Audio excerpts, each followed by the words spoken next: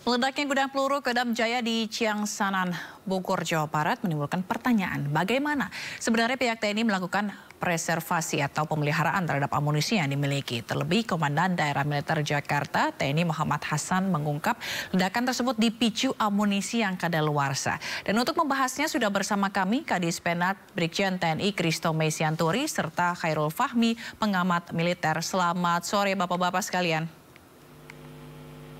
Selamat sore Mbak Zila, selamat sore Pak Christo Mei.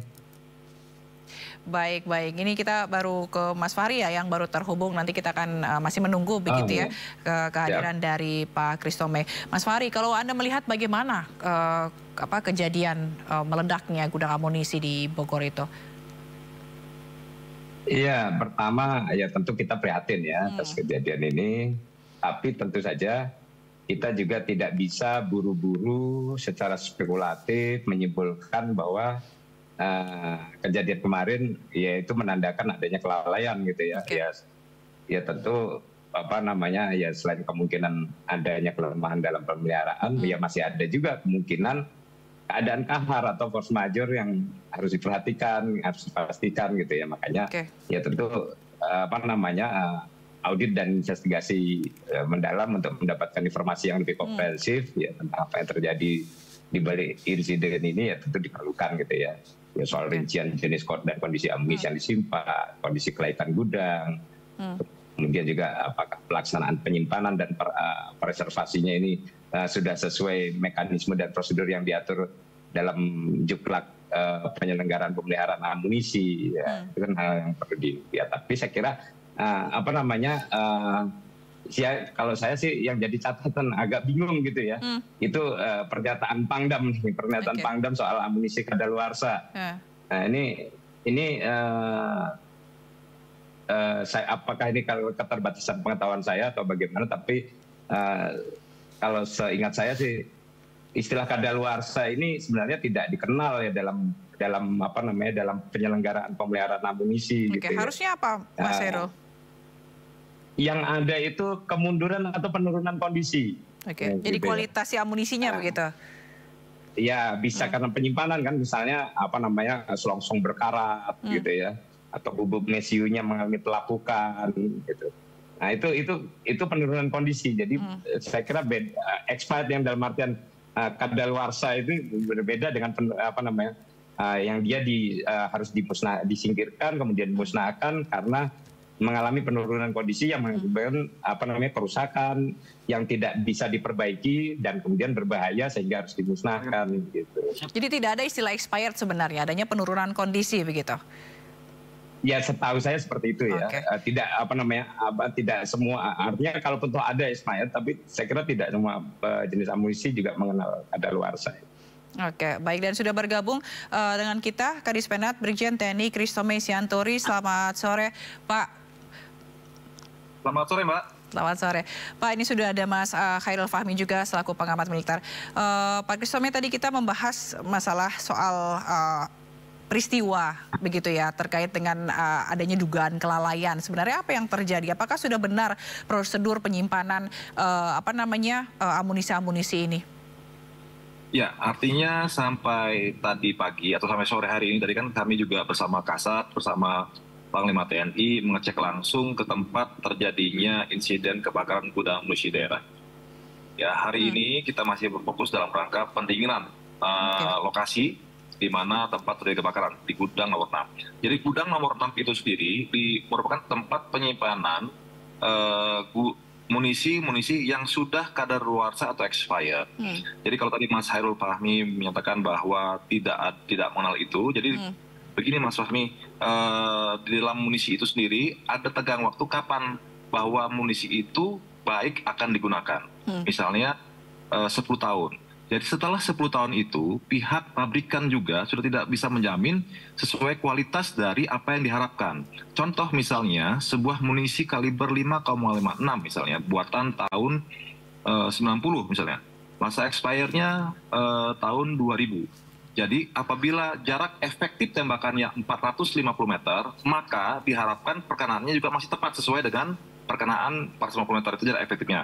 Dan jarak capai maksimumnya misalnya 2.500 meter, berarti diharapkan munisi itu masih bisa mencapai 2.500 meter. Tetapi apabila munisi itu digunakan setelah masa kadaluarsanya berakhir, maka kemampuan yang diharapkan tadi mencapai jarak 2.500 meter itu sudah tidak dijamin lagi.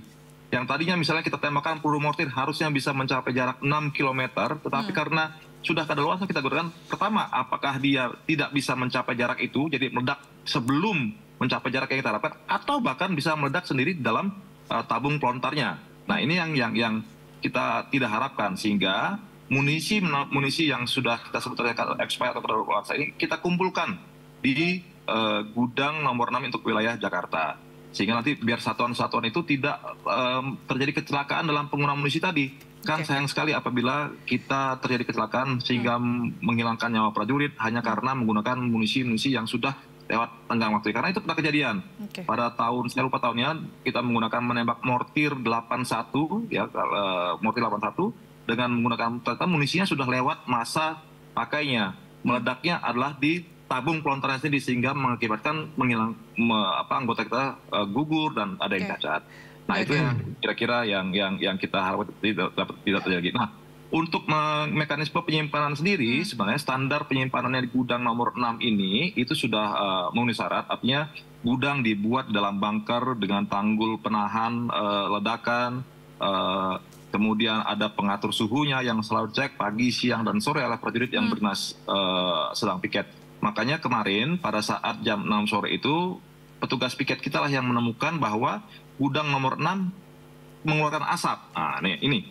Nah, itu kenapa mengeluarkan asap? Inilah yang nanti akan kita selidiki lebih lanjut. Apakah karena misalnya terjadi perubahan suhu atau karena gesekan atau guncangan sehingga munisi yang sudah tidak sesuai penggunaannya ini berarti labil atau sensitif. Nah, nanti ini akan kita investigasi lebih lanjut. Berarti ini yang masih jadi pertanyaan begitu ya, Pak Kris ya. Tapi biasanya seperti apa sih, Pak, mekanisme penghancuran atau pemusnahan amunisi expired ini?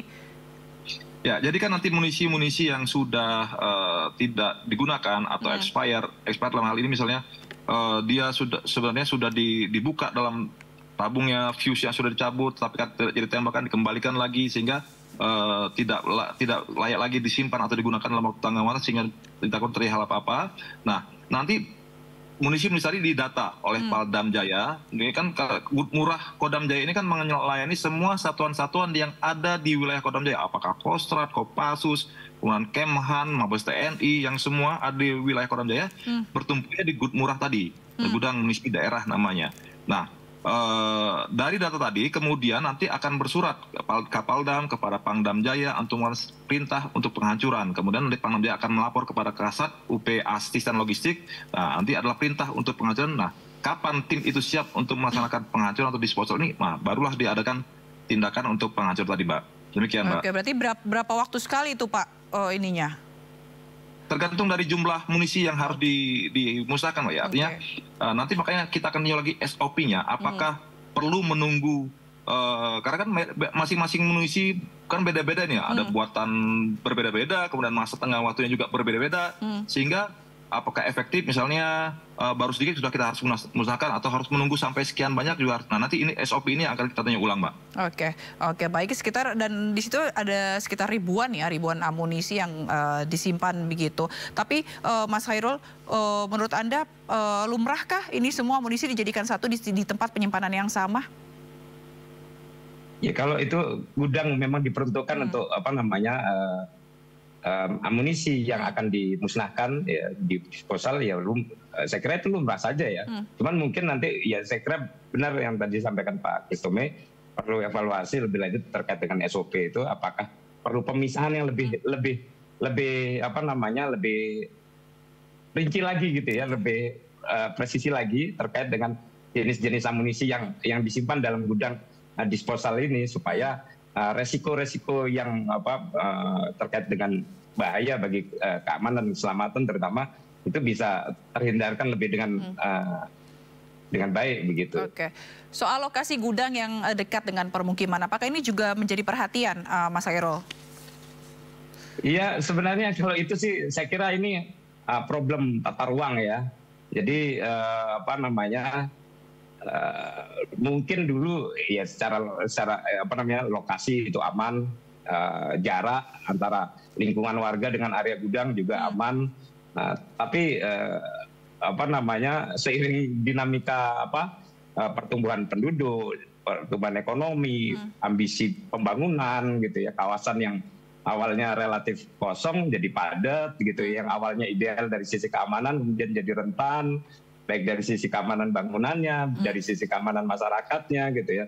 Nah, karena itu kalau saya pikir ini butuh apa namanya solusi yang komprehensif dan berkelanjutan, terutama apa namanya yang berkaitan dengan dinamika tata ruang tadi ya. Ini bukan hanya terkait dengan yang di Ciangsana, tapi tantangan dan kerentanan yang mirip-mirip seperti ini juga bisa dialami oleh banyak instalasi militer di berbagai daerah gitu ya.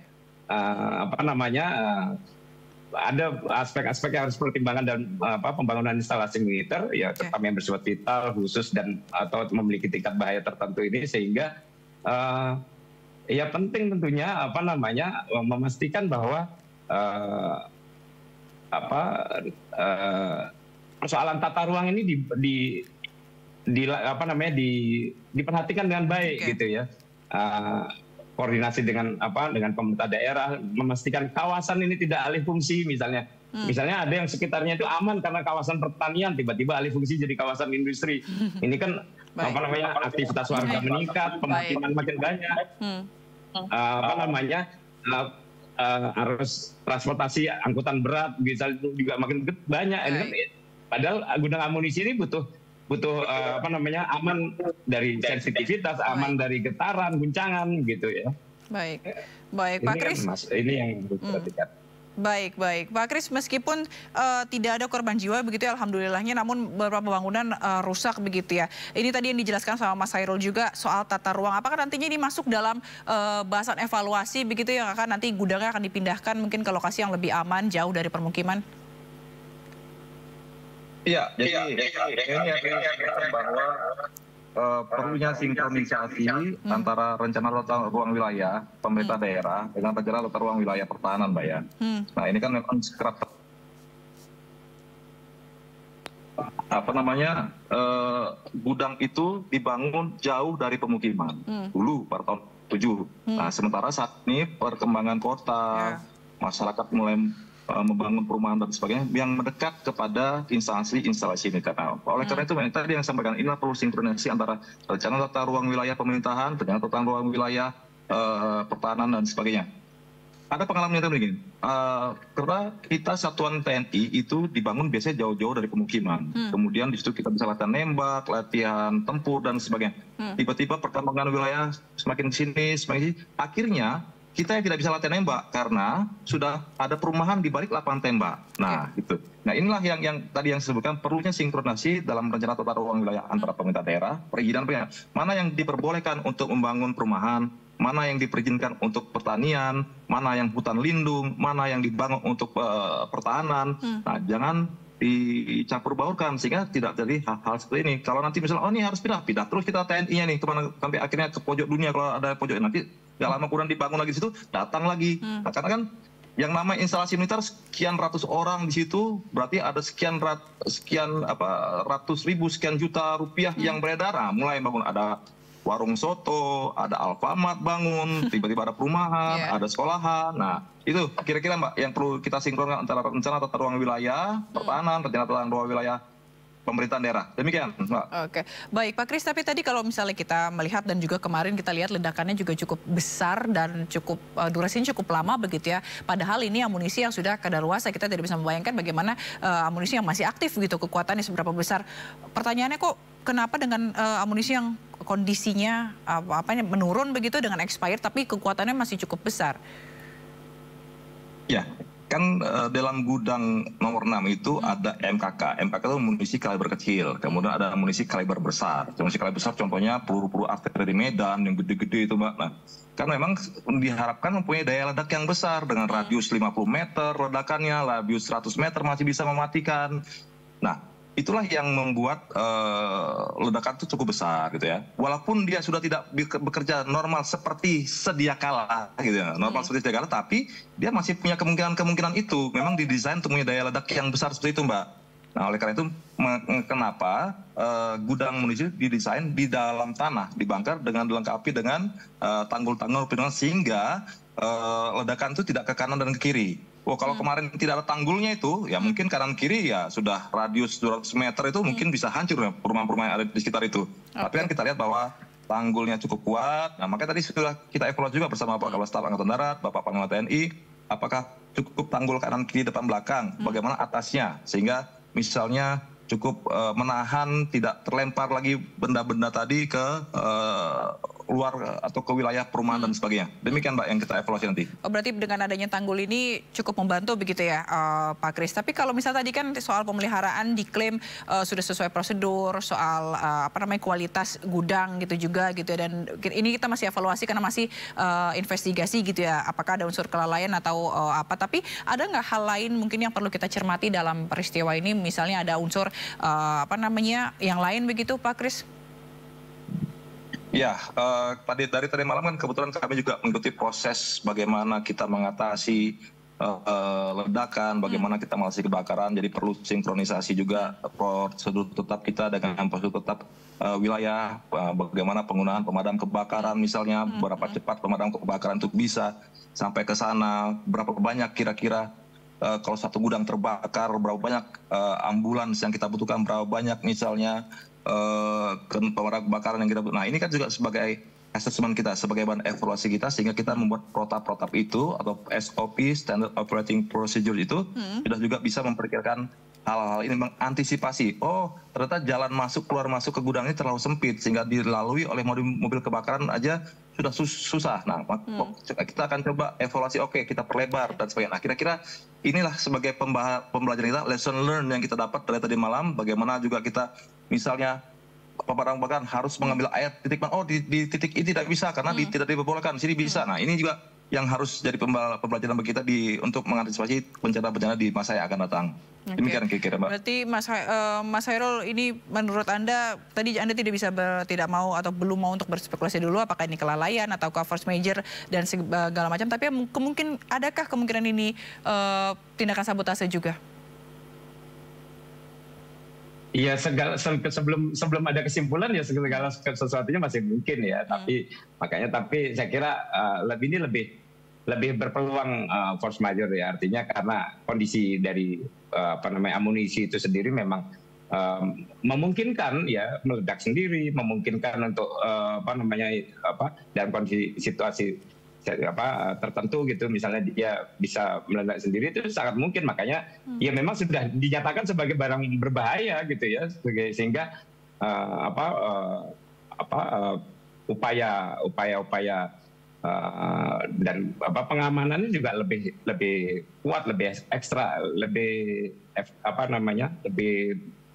tinggi daripada gudang yang lain gitu ya, karena memang ini kondisinya memang